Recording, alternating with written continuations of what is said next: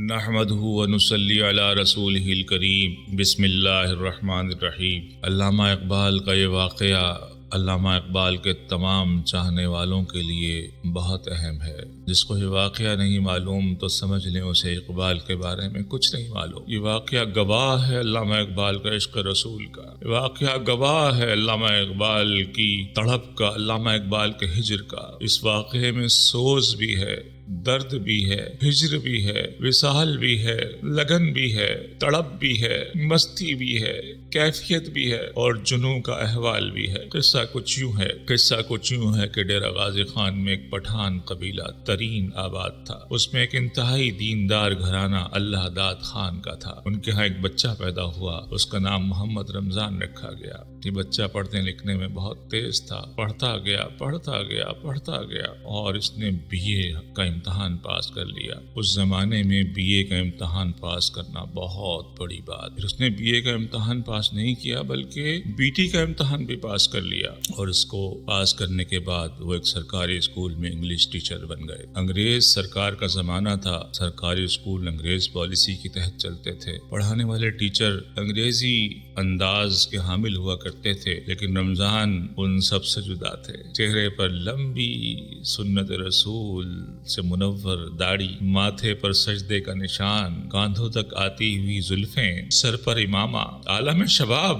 ایسا دیوانہ مستانہ جب اسکول میں آیا تو سب کی آنکھیں، اور پڑھا رہا ہے انگریزی، تو رمضان بہت جلد لوگوں کی نگاہوں کا مرکز بن گئے اور گفتگو کا حصہ بننے لگے۔ لوگ ذکر کرتے، سوتی سادہ لباس، دیسی لباس، کرتا، اس پر ایک سوتی تولیے کی طرح سے کندھے پر پڑا ہوا ایک چادر نما پٹکا سا، وہ بھی ان کے ہوتا، ہاتھ میں تسبیح ہوتی اور درود شریف پڑھتے رہتے۔ شعر کا شغف بھی پایا، شاعری کرنے لگے، اردو میں بھی اور فارسی میں بھی شعر کہنے لگے۔ جو اس زمانے میں شعر کہہ رہا ہو اور اقبال سے واقف نہ ہو، یہ کیسے ممکن ہے؟ علامہ اقبال کے دیوانے ہو گئے۔ علامہ اقبال کی جہاں کوئی شاعری کسی رسالے میں چھپتی، کسی اخبار میں چھپتی، رمضان اس کو یاد کرتے اور اس پر تضمین کہتے۔ تضمین کہتے ہیں کسی شاعر کے مضمون کو یا اس کی غزل کے بحر کو، قوافی کو، اس کی شاعری کے کسی پس منظر کو اپنی نظم اور اپنے شعر یا اپنے غزل میں پیش کرنا ازرائے عقیدت تضمین کہلاتا ہے۔ تو رمضان کے ایک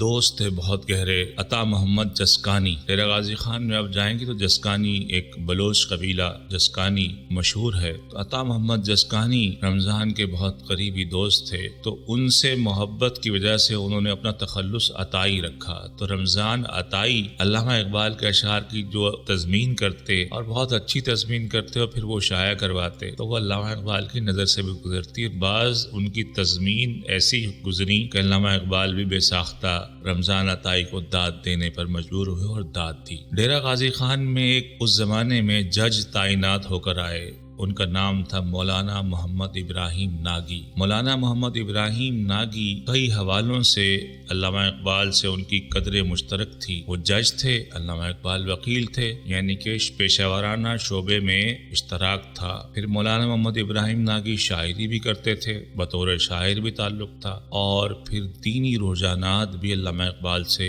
بہت قریب تر اور ملتے جلتے تھے۔ مذہبی اور دینی مولانا تھے، عالم دین بھی تھے، تو اس لیے علامہ اقبال سے ان کا ملنا جلنا رہتا تھا۔ تو جب رمضان عطائی کو معلوم ہوا کہ مولانا محمد ابراہیم ناگی جج ڈیرہ غازی خان میں تعینات ہوئے ہیں اور ان کا علامہ اقبال سے بہت گہرا تعلق ہے، تو اقبال کا یہ دیوانہ آئے ہائے ہائے اور کیا چاہیے یار کو، اقبال کا یہ دیوانہ پھڑک گیا اور مولانا محمد ابراہیم ناگی سے ملنا جلنا شروع کر دیا۔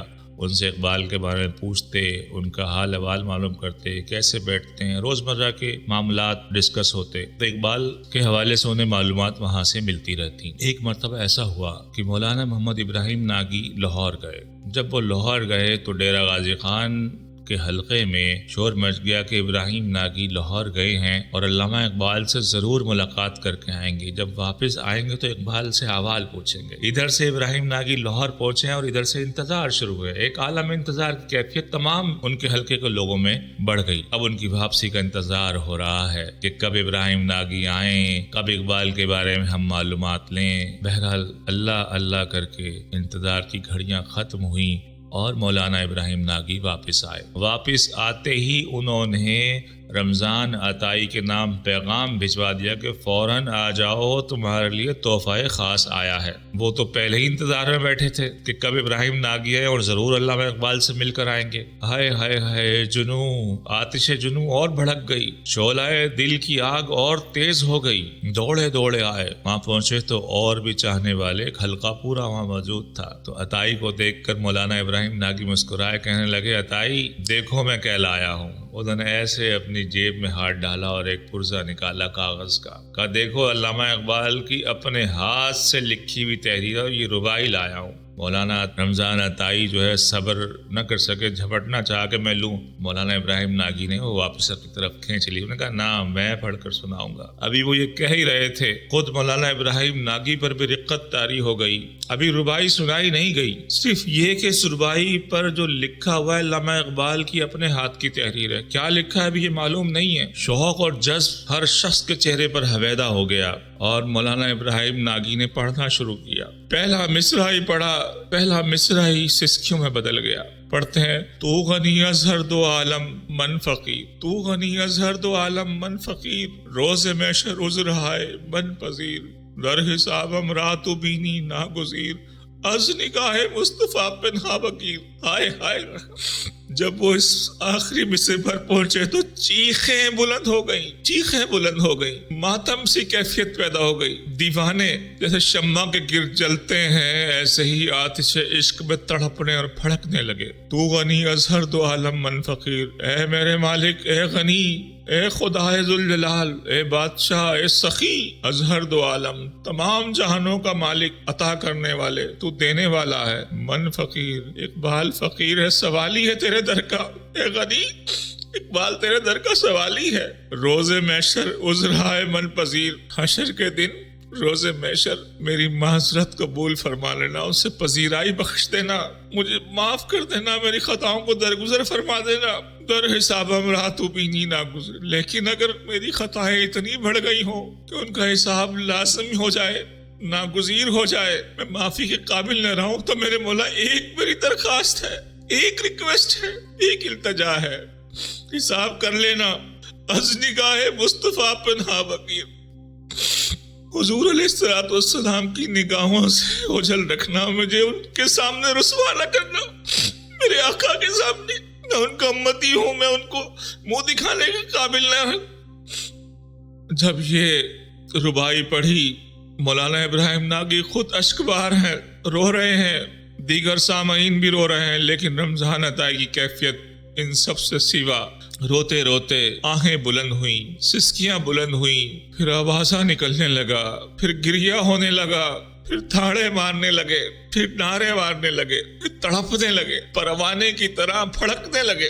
عالم وجد میں فرش پر گرے، ادھر ٹکرا ادھر ٹکرا، چوٹ لگی سر پر اور بے ہوش ہو گئے۔ وہ شام تو بیت گئی، لیکن رباعی مولانا رمضان عطائی کے دل پر رخش ہو گئی، نقش ہو گئی، نقش ہو گئی۔ اٹھتے بیٹھتے چلتے پھرتے ورد زباں، ہر وقت تو غنی از ہر دو عالم من فقیر، روز محشر عذر ہائے من پذیر، در حساب امرا تو بینی ناگزیر، از نگاہ مصطفیٰ پنہا بگیر۔ جانے کس کیفیت اور مستی کے عالم میں انہوں نے اسے پڑھا کہ کچھ ہی عرصے بعد، کچھ ہی دنوں بعد بلاوا آ گیا، مدینے سے بلا لیا میرے آقا نے، بلا لیا، حج پر تشریف لے گئے۔ خود لکھتے ہیں کہ جب حج پر میں گیا تو حجاج کرام دیگر افراد و وظائف پڑھا کرتے تھے، لیکن میں یہ رباعی پڑھتا تھا، میرا وظیفہ یہ رباعی تھی۔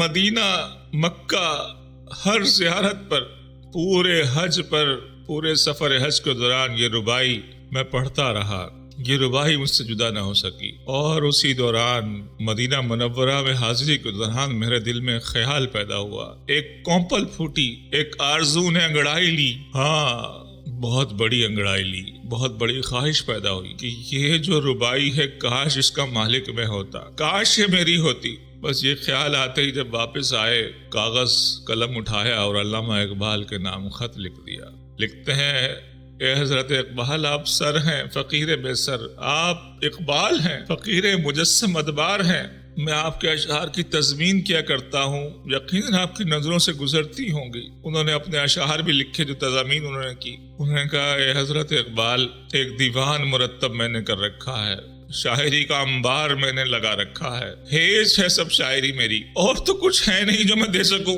اور تو کچھ ہے نہیں میرے پاس جو اقبال کو دے سکوں۔ میرے پاس یہ میری کل شاعری ہے جو میرا اثاثہ ہے، یہ میں پیش کرتا ہوں، حضرت اسے قبول فرما لیں اور اس کے بدلے ایک ربائی مجھے عطا کر دیں، اس کا مالک مجھے بنا دے۔ خط لکھ دیا دیوانے نے، آج کی طرح تو تھا نہیں کہ واٹس ایپ کر دیا، ای میل کر دی، کال کر دی، میسج کر دیا اور کھٹ سے جواب آ گیا۔ خط ڈال دیتے تھے لوگ، پتہ نہیں پہنچتا بھی تھا یا نہیں پہنچتا تھا، کب پہنچتا کب جواب آتا، بس خط ڈال کے اللہ کے تو آسرے پر انتظار شروع ہو جاتا تھا۔ تو رمضان عطائی بھی انتظار کرنے لگے۔ دن گزرے، ہفتہ گزرا، رات گزری، شام گزری، صبح گزری، پل پل کاٹنا دو بھر ہوا، لیکن بہرحال مہینے سے پہلے ہی علامہ اقبال کی طرف سے ایک مختصر سا جواب موصول ہوا۔ وہ خط جو علامہ اقبال نے رمضان عطائی کو لکھا، یہ مکاتب اقبال جو علامہ اقبال اکیڈمی نے شائع کی ہے کتاب، اس میں یہ خط شامل ہے۔ لکھتے ہیں جناب Muhammad Ramzan Sahib Atai, senior English master, government high school Dera Ghazi Khan, Lahore, 19 فروری 1937۔ جناب بن، میں ایک مدت سے صاحب فراش ہوں، خط و کتابت سے معذور ہوں، باقی شعر کسی کی ملکیت نہیں۔ آپ بلا تکلف و ربائی جو آپ کو پسند آ گئی ہے اپنے نام سے مشہور کر دیں، مجھے کوئی اعتراض نہیں۔ فقط محمد اقبال، لاہور۔ علامہ اقبال نے یہ ربائی اپنی آنے والی کتاب ارمغان حجاز کے لیے منتخب کر رکھی تھی۔ میں شاعر ہوں، میں جانتا ہوں ایک مصرع شاعر کے لیے کتنا بڑا اثاثہ ہوتا ہے، اور ایسا گوہر نایاب ربائی کسی کو کوئی دے دینا، اس سے دستبردار ہو جانا ناممکن بات ہے۔ لیکن علامہ اقبال نے عاشق کو کوئی دنیا سے بدل تھوڑی چاہیے ہوتا ہے، انہوں نے تو جس کے لیے شاعری کی اس تک پہنچ گئی، جس سے عرض کی اس تک پہنچ گئی، اب جو مرضی اس کا مالک بن جائے۔ تو علامہ اقبال نے ارمغان حجاز سے یہ ربائی نکال دی۔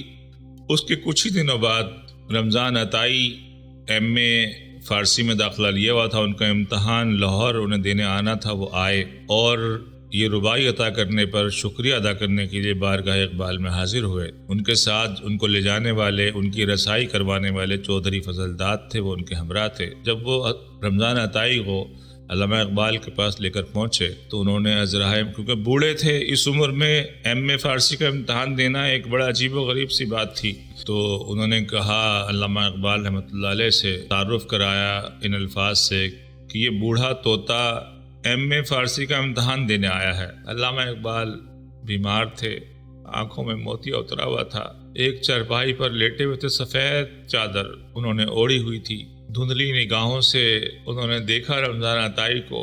ایک مسکراہٹ علامہ اقبال کے چہرے پر آئی، ایک محبت بھری مسکراہٹ، ایک پیاری سی مسکراہٹ، اور فرمایا فضل داد کو مخاطب کرتے ہوئے، فضل داد، عاشق کبھی بوڑھا نہیں ہوتا۔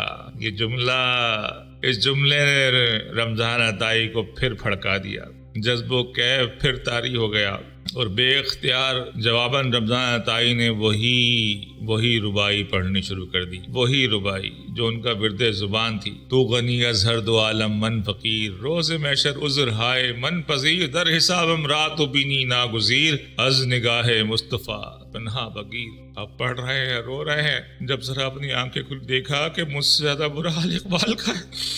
اقبال کی سسکیاں بن گئی، آنسوؤں کی جھڑی زاروں قطار علامہ اقبال کی آنکھوں سے جاری ہے۔ اتنا رو رہے ہیں کہ سفید چادر کے پلو بھیگ گئے۔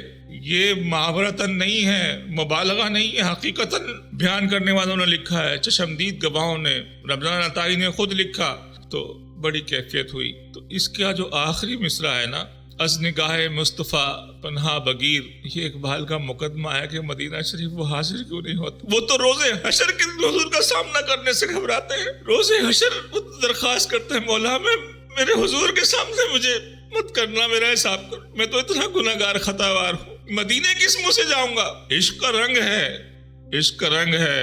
ہاں، مولانا جامی کا قصہ سنا ہے نا، حضور نے آنے سے روک دیا تھا ان کو، تو اقبال نے اس ربائی کے آخری مصرع میں وہ وجہ بیان کر دی ہے۔ تو مولانا رمضان عطائی کہنے لگے علامہ سے کہ حضرت سنا ہے کہ دربار نبوی سے بلاوا آ گیا ہے۔ جب یہ کہا تو علامہ اقبال کے منہ سے چیخ نکلی، گریہ وزاری بڑھ گئی، بولا نہیں جاتا تھا، بڑی مشکل سے بولے ہاں آ تو گیا ہے، ویزا لگ چکا تھا، تیاریاں ہو چکی تھی، آنکھوں میں موتیا اترا ہوا تھا۔ کہنے لگے بے شک، لیکن جانا نہ جانا اب یکساں ہے، آنکھوں میں موتیا اتر آیا ہے۔ حضور علیہ السلام کے دیدار کا لطف دیدہ طلبگار کے بغیر کہاں ہو سکتا ہے؟ دیدہ طلبگار اپنی اقبال جو کہتا ہے قوت عشق سے ہر پست کو بالا کر دے، دہر میں اس میں محمد سے اجالا کر دے، وہ کہتا ہے دیدہ طلبگار کے بغیر کہاں عاجزی۔ بہرحال اس واقعے کے کچھ 4 سے 5 مہینے بعد علامہ اقبال رحمۃ اللہ علیہ کا وصال ہو گیا۔ لاہور کی تاریخ کا سب سے بڑا جنازہ علامہ اقبال کا تھا۔ آپ کو شاہی مسجد کے احاطے میں دفن کیا گیا اور مزار کی تعمیر شروع ہوئی۔ جب مزار بن رہا تھا تو لوگوں نے ایک عجیب منظر دیکھا۔ میلے سوتی کپڑے میں باریش بوڑھا، ہاتھ میں لاٹھی لیے ہوئے، چہرے پر ہلکی ہلکی سی جھریاں ہیں، آنکھیں پتھرائی ہوئی ہیں، روز آنا آتا ہے اور قبر اقبال کو تکتا رہتا ہے، تیرے لب کچھ بڑبڑاتا رہتا ہے۔ کسی نے قریب جا کے سنا تو وہ ربائی پڑھتے ہوتے ہیں، روزانہ کبھی وہ روتا ہے، کبھی وہ ہنستا ہے، کبھی پتھرائی آنکھوں سے دیکھتا رہتا ہے۔ لوگوں کو تجسس ہوا یہ کون ہے جو روزانہ آ جاتا ہے، نہ بولتا ہے نہ کچھ کہتا ہے، بس بیٹھا بیٹھا تکتا رہتا ہے اقبال کی قبر کو۔ بعد میں پتہ چلا کہ یہ مولانا رمضان عطائی۔ مولانا رمضان عطائی 1968 میں طویل عمر پائی، ڈیرہ غازی خان میں ان کا انتقال ہوا اور مرنے سے پہلے انہوں نے وصیت کی۔ انہوں نے کہا کہ جب میں مر جاؤں اور میرا کوئی وارث موجود ہو تو اس کو میری نصیحت ہے، میرے چہرے کو سیاہ کر دینا اور سیاہ چہرے پر سفید سیاہی سے میرے ماتھے پر یہ ربائی لکھ دینا۔ اب پتہ نہیں ان کی اس وصیت پر عمل کیا گیا نہیں کیا گیا، لیکن آج بھی آپ جائیں، ڈیرہ غازی خان کا قدیم قبرستان ہے ملا قائد شاہ، اس پہ ایک پرانی سی قبر آپ کو نظر آئے گی۔ اس قبر کے سراہنے ایک کتبہ، ایک لوح تحریر ہے، اس پر لکھا ہوا ہے نام اور یہ ربائی تحریر ہے۔ عشق کی داستان سنا رہی ہے، اقبال کے عشق کی داستان بھی سنا رہی ہے اور ان کے اپنے عشق کی داستان بھی سنا رہی ہے۔ دعا کریں کہ اللہ تعالی ہم سب کو سچا عاشق رسول بنائے اور روز محشر حضور کے سامنے رسوا ہونے سے بچائے۔ آمین آمین بجاہ النبی الکریم۔ السلام علیکم ورحمۃ اللہ وبرکاتہ۔